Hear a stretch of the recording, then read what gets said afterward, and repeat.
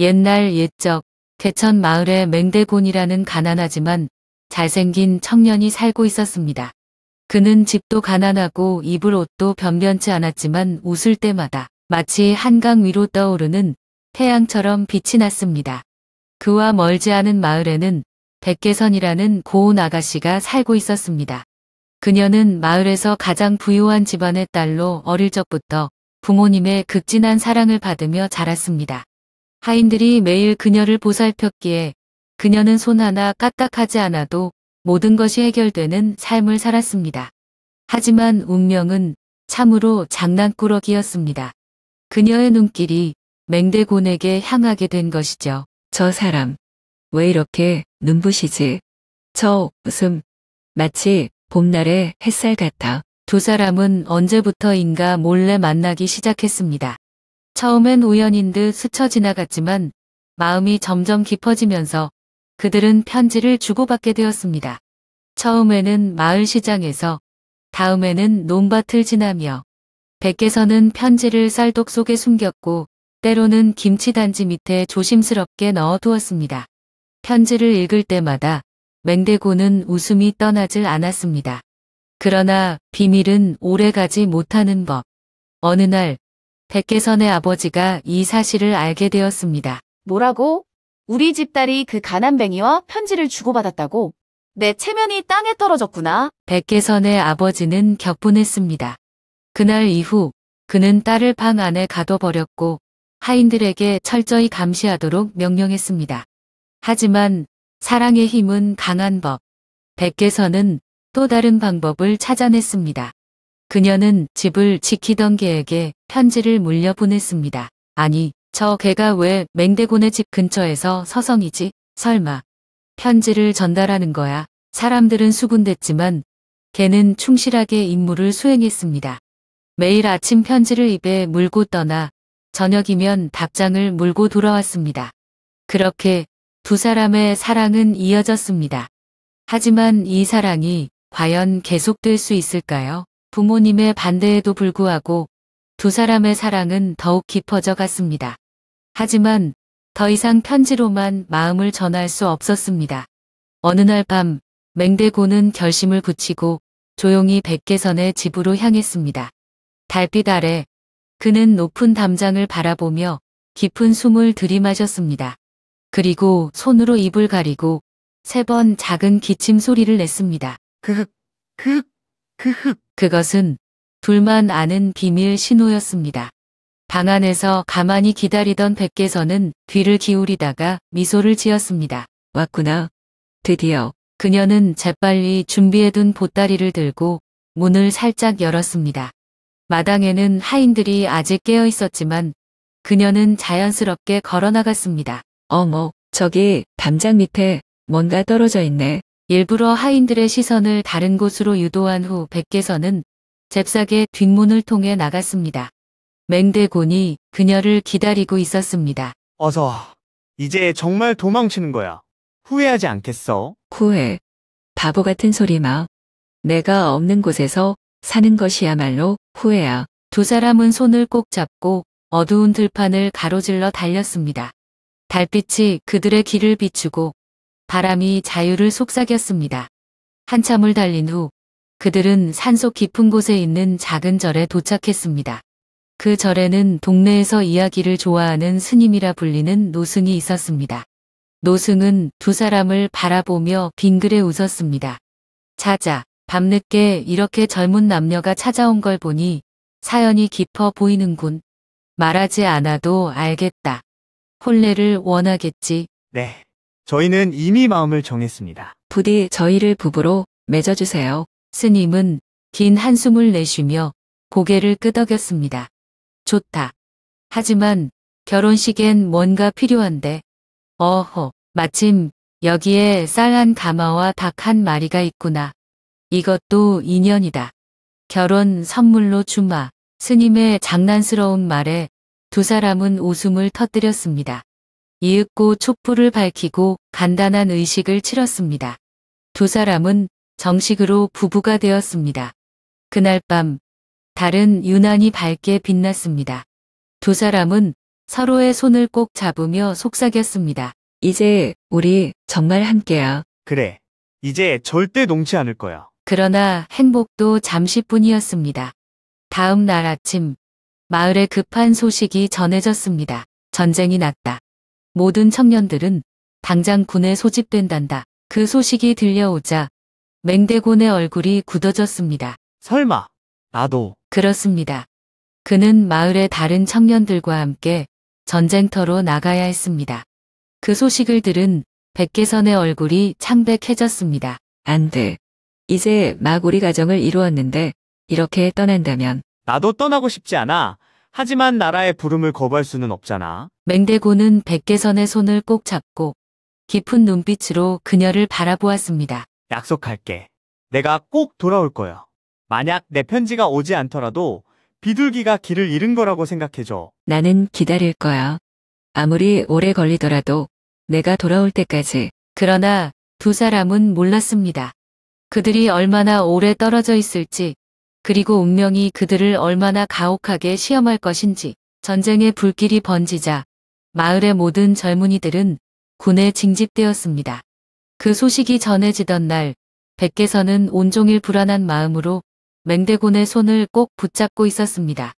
출정하는 날 아침, 마을은 무겁고도 슬픈 분위기로 가득 차 있었습니다. 마을 광장에는 징집된 젊은이들이 줄을 서 있었고 그들의 가족들은 눈물로 배웅하고 있었습니다. 대곤아, 가지 마. 꼭 가야 하는 거야? 나도 가고 싶지 않아. 하지만 나라를 위해 싸우지 않을 수 없잖아. 백개선의 눈에서는 하염없이 눈물이 흐르고 있었습니다. 그녀는 맹대곤의 손을 더욱 꽉 잡으며 간절히 속삭였습니다. 내가 아무리 기다려도 내가 돌아오지 않으면 어떡하지? 그럴 리 없어. 내가 어디에 있든 반드시 돌아올 거야. 만약 내 편지가 오지 않는다면 비둘기가 길을 잃은 거라고 생각해줘. 그럼 나는 끝까지 기다릴 거야. 아무리 시간이 지나도 다른 누구와도 결혼하지 않을 거야. 맹대곤은 그녀의 손을 따뜻하게 감싸 쥐었습니다. 고마워. 개선아, 나는 내가 기다리고 있다는 걸 믿고 살아남을 거야. 그리고 그는 마지막으로 백개선을 꼭 껴안고는 군인들과 함께 떠났습니다. 백개선은 흐르는 눈물을 닦지도 못한 채 맹대곤이 사라지는 길을 한참 동안 바라보고 있었습니다. 그 후 매일 밤 그녀는 창가에서 남편이 보낸 편지를 기다렸습니다. 하지만 전쟁은 그녀가 예상했던 것보다 훨씬 더 길어졌고 시간이 흐를수록 편지는 오지 않았습니다. 마을 사람들은 점점 수군대기 시작했습니다. 편지가 한 통도 안 왔다고? 벌써 몇 달이 지났는데 아마 전쟁터에서 죽었을 거야. 살아있었다면 벌써 소식이 왔겠지. 그런데도 백개선 아가씨는 아직도 혼자야. 시간이 흘러도 백개선은 흔들리지 않았습니다. 그녀는 매일 강가로 나가 흐르는 물을 바라보며 기도했습니다. 제발 그가 무사히 돌아오게 해주세요. 하루라도 빨리 저에게 소식을 전해주세요. 강물은 쉼 없이 흘렀고 바람은 그녀의 머리칼을 흔들었지만 맹대곤의 소식은 여전히 들려오지 않았습니다. 그러나 그녀의 기다림은 끝나지 않았습니다. 시간이 지나면서 마을 사람들은 그녀를 안타까운 눈빛으로 바라보았지만 그녀는 흔들리지 않았습니다. 그녀의 마음속에는 오직 하나의 믿음만이 있었습니다. 그는 반드시 돌아올 거야. 우리 약속했잖아. 맹대곤의 운명은 참으로 가혹했습니다. 전장에 도착한 지 며칠 되지도 않았는데 아군 진영이 적의 기습을 받았고 그는 제대로 싸워보지도 못한 채 포로로 붙잡히고 말았습니다. 그를 포함한 포로들은 먼 타지로 끌려갔습니다. 그곳은 산도, 강도, 마을도 없는 척박한 땅이었습니다. 그곳에서 포로들은 하루 종일 노동을 강요받았습니다. 이른 새벽부터 해가 질 때까지 바위를 나르고 땅을 파고 거친 밭을 일구었습니다. 이러다가 정말 죽겠군. 맹대곤은 자신이 점점 말라가는 것을 느꼈습니다. 손은 거칠어졌고 몸은 뼈만 남은 듯 딱 마른 모습이 되었습니다. 하지만 그럼에도 불구하고 그는 늘 가슴팍에 품고 있는 것이 있었습니다. 바로 백개선이 떠나기 전 눈물로 적어준 마지막 편지였습니다. 밤이 되면 맹대고는 낡은 천막 구석에서 몰래 그 편지를 꺼내 펼쳤습니다. 손때가 타고 구겨졌지만 글씨는 여전히 또렷했습니다. 내 사랑떼구나. 아무리 힘들고 멀리 떨어져 있어도 우리는 다시 만날 거야. 나는 기다릴게. 그러니 꼭 살아남아줘. 내가 없는 세상은 나에겐 의미가 없어. 꼭 돌아와야 해. 그래. 나는 돌아가야 해. 어떤 일이 있어도. 그는 포기하지 않았습니다. 그러던 어느 날 기회가 찾아왔습니다. 적군 진영이 한순간 방심한 틈을 타 몇몇 포로들이 도망치기 시작했습니다. 맹대곤도 결심했습니다. 한밤중 바람이 거세게 불어올 때 그는 몰래 진영을 빠져나와 숲속으로 몸을 던졌습니다. 살아남아야 해. 살아남아야 해. 그는 길도 모른 채 오로지 본능으로 달렸습니다. 낮에는 숲속에 몸을 숨기고 밤이 되면 별을 보며 방향을 찾았습니다. 산을 넘고 강을 건너고 험한 길을 따라가며 그는 마치 한 줄기 희망을 붙잡고 있는 듯 했습니다. 그렇게 한 달이 넘는 시간이 흐른 뒤 마침내 그는 고향 마을 근처에 도착했습니다. 그러나 마을 앞에 다다랐을 때 그의 발걸음이 멈추었습니다. 만약 개선이가 이미 다른 사람과 결혼했다면 불안한 마음에 그는 집 앞으로 가면서도 쉽게 문을 두드리지 못했습니다. 살짝 열린 문틈 사이로 안을 들여다보았습니다. 그리고 그가 본 광경은 그의 눈에서 눈물이 터지게 만들었습니다. 맹대고는 문틈 사이로 조심스럽게 집안을 들여다보았습니다. 햇살이 부드럽게 마당을 감싸고 있었고 그 한가운데 한 여인이 조용히 앉아 있었습니다. 바로 백계산이었습니다. 그녀는 살짝 여위었지만 여전히 고왔고 손에는 낡은 편지 한 장을 꼭 쥐고 있었습니다. 그녀의 눈빛은 먼 곳을 응시하고 있었습니다. 아니, 정확히 말하자면 기다리고 있었습니다. 아직도 날 기다리고 있는 건가? 그 순간 맹대곤의 가슴이 벅차올랐습니다. 눈물이 왈칵 쏟아질 것 같았지만 그는 애써 삼켰습니다. 그는 한 걸음 한 걸음 조심스럽게 마당으로 걸어 들어갔습니다.